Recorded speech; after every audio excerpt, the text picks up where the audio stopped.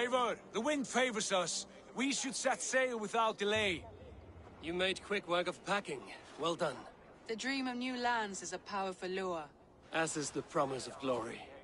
But the act of leaving so beloved a home, there's a sadness to it. Having doubts? No, not at all. The die is cast. Then let fate guide our journey. Are you ready? I'm ready. Let us take to the water and leave unbothered while we have the chance. That chance is past. Look! Fate flies on swifter wings than we. King Harald's banner.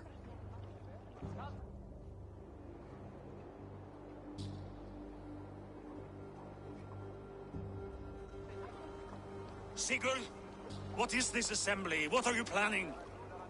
An exit, father. As graceful as I can. For if I cannot be king in the land of my birth, I will start a new saga. In England. Nonsense. Your place is here, son, at my side. There will be other victories soon. Other glories. My choice is made, father. Do not hope otherwise. Styrbjorn Jarl. Our men were killed as we patrolled nearby. And the word is, Eivor swung the axe.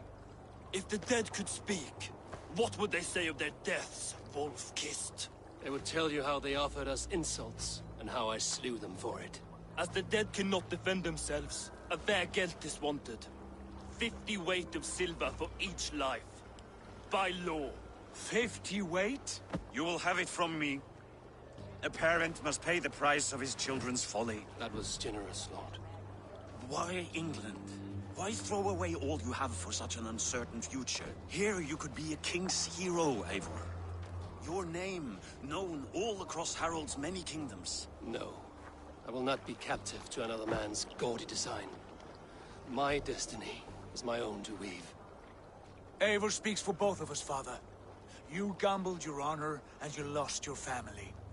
I hope the trade was worth it. Anger and sadness wrestle for my heart, but I am glad you'll leave this place alive.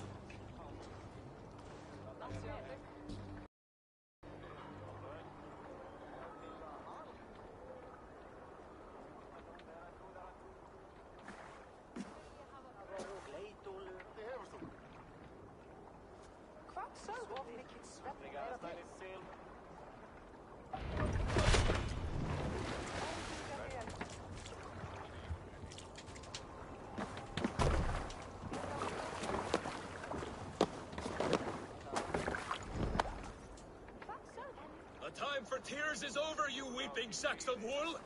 Put some muscle into those pools! Ration your strength, dog. We have an ocean to cross. All right, you lazy backroutes. Sigurd, what's our course? The sons of Ragnar established a settlement near the coast. We set sail for them. Bragi, sing a song to lift our hoof. To rouse the gods! Inspire a mighty fart from Thor to speed us on our way! An ocean lies before us, Eivor, and on its far side, a new kingdom awaits. You know England well from your travels. I spent a season in their kingdom of Mercia, a temperate land, lush and wild. By now, the sons of Ragnar will have claimed its heart. We mean to join their army. They will join ours. In time, all of England will know of Raven Clan and the glory we brought to that fractured land. So to England! Glory and destiny! To England! To England! For Valhalla!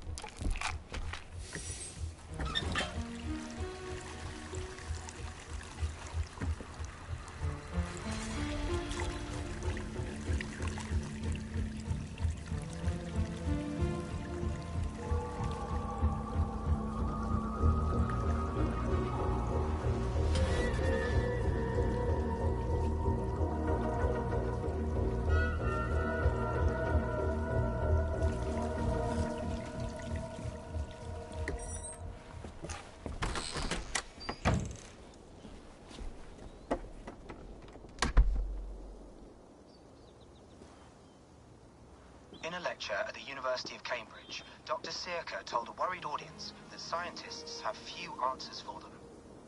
Since the mass coronal ejection of 2012, the strength of the Earth's magnetic field has increased by a factor of 50,000.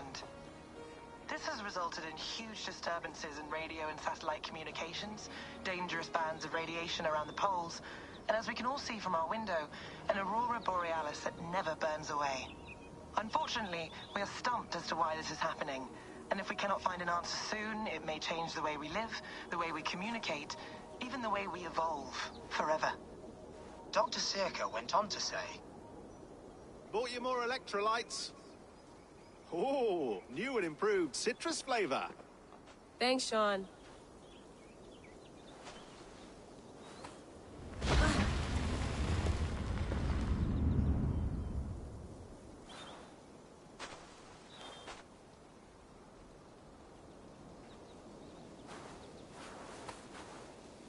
How do we fix this? How are you the key to everything?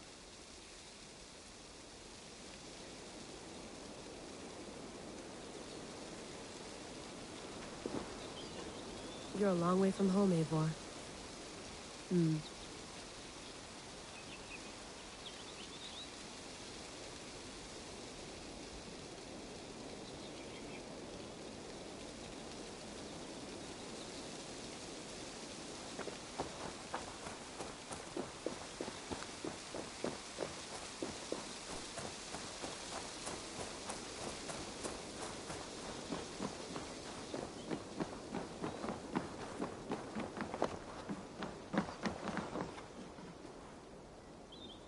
It's beautiful. But it's not normal.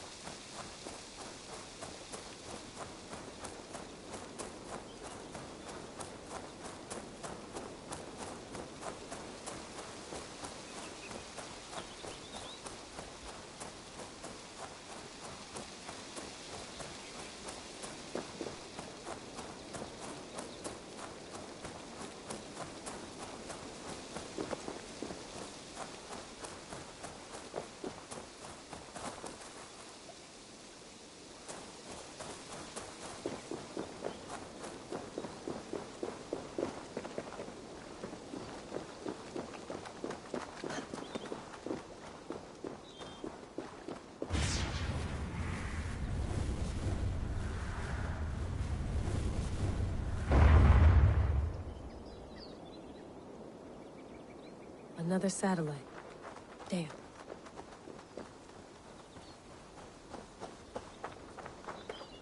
Probably bought this in a coffee shop somewhere in Concord.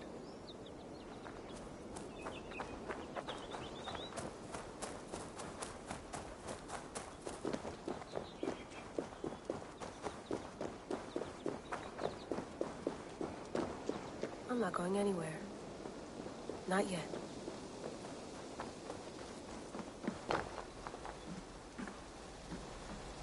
Would love to play around, but I have bigger things on my mind.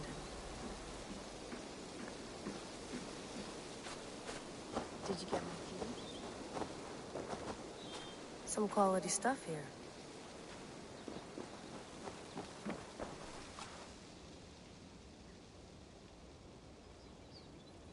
Oh, mint tea is not actually tea, Bex. It's an infusion. It's really just dirty, minty water. I don't care what you call it, Sean. Did you buy any? Of course I did, love. Hey, sorry about pulling you out. The generator was sputtering. That's fine. I needed air. How is the Animus data stream? Comfortable? Felt pretty stable after a while. Good. Just give me a sec and you can jump back in.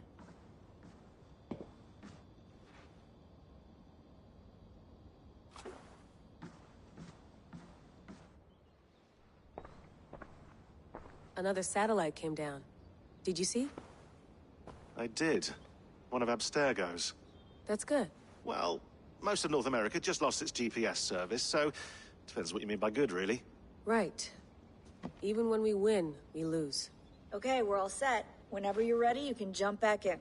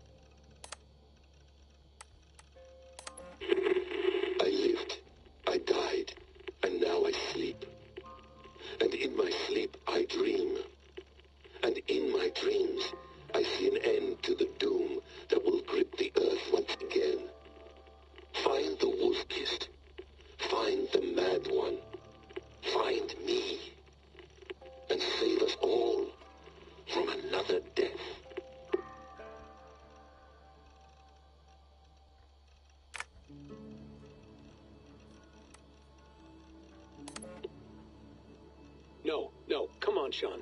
Turn that thing off. Oh, hold on. I like what you said there. I want to get this for posterity. Say it again, nice and loud. Seriously? Sure, come on.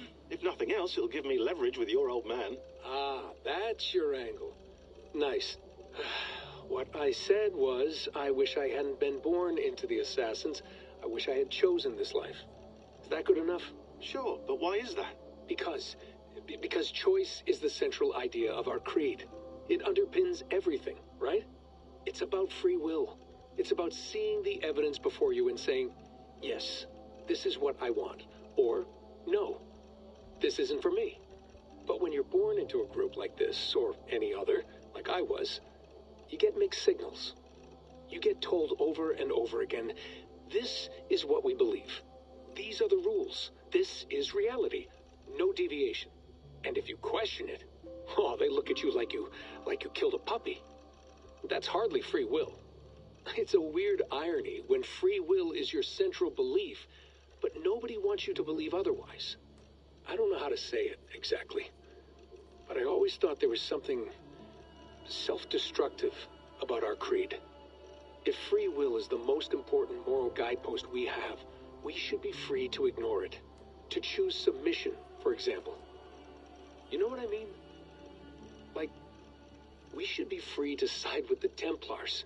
If it's really my choice, I could do that. Right. It's almost self-refuting. A democracy could democratically elect a dictator or choose to get rid of democracy altogether. Within our creed is the seed of its own destruction. That's what makes it powerful, I think. And fragile. Right, right. The more freedom you have, the more risky it is, you know? Anyway, my dad has mellowed over the years, but he was strict when we lived on the farm. He ran a tight ship. I never got the impression that I was free to choose my path forward. Our creed, our tenets, they were drilled into my head. By the time I was a teenager, I was following these rules out of a sense of duty. This was just what we did. That happens to a lot of organizations over time. A stagnation sets in, you know? A fundamentalism. Yeah. Following the rules becomes more important than achieving whatever goal you set out for yourself. And people start to lose sight of the reason the rules exist. That's called deontology, or a form of it. Following a rule for its own sake and not for the consequences it has. Yeah, but that feels backwards, doesn't it? Well, I think so. Following a rule is the easy part. Praying, taking a sip of wine, munching on a wafer. Rituals that give comfort. But that's just going through the motions. It makes people feel like they're doing something. When the hard work is, well, actually getting off your ass and doing something productive. I think people just want boundaries. Tight boundaries. They want to see the four walls that pen them in. I don't disagree. Anything outside that, anything that makes life more complex, that's scary. That's why I envy you. You chose this life. You went through that process and you decided, yes, I believe in this. Sure. It didn't stop me from being an insufferable know-it-all as a teenager, but I see your point. I would have loved to have been a know-it-all. I knew nothing. Not until you guys found me. Yeah. It wasn't until I met you, and Bex and Lucy, that I knew. I knew I wanted to be an assassin. Oh, thanks, Des. Come here. Bring it in, bud. I don't normally like touching, but I'll make an exception now. I am not hugging you. You sure? Because I smell very nice today. Can you just turn that off?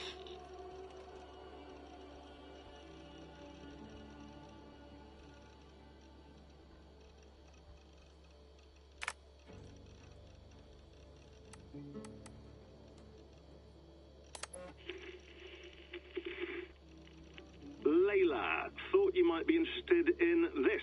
Conversations that Bex and I had with Desmond back in 2012.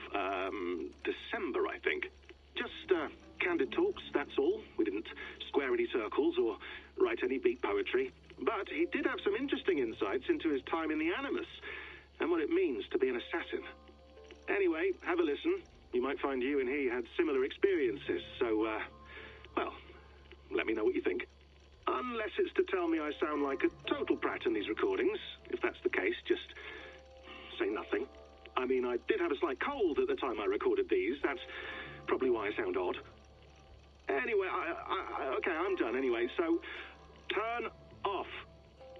Turn off. Oh, it's actually just a button. Sorry, here we go.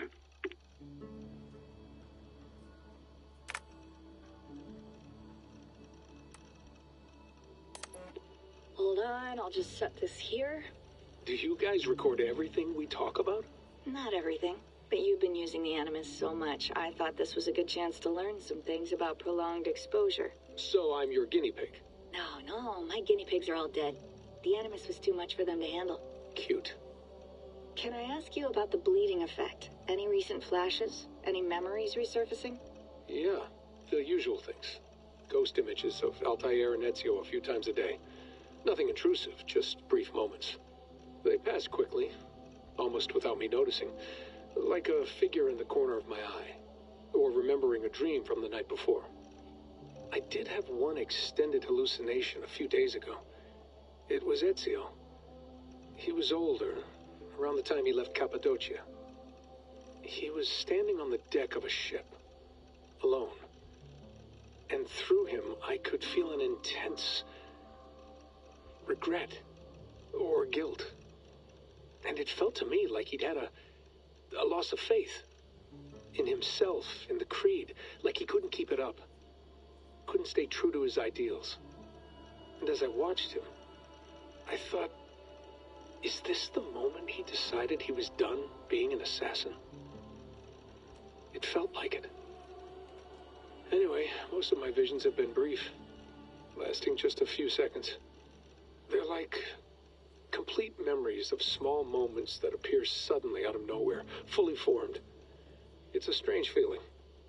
Okay. Anything else? I'm starting to see Connor now, too. Though I hear his voice more often than I see him. I'm sure that will change. Oh, yeah, and yesterday, just before bed, I had a memory of being on a beach in the Caribbean with a bunch of sailors. Or maybe they were pirates. I don't know. No idea. Huh. We'll look into that. And how do you feel in general? In general? Well, I feel older, for one. Much older. And it's strangely comforting.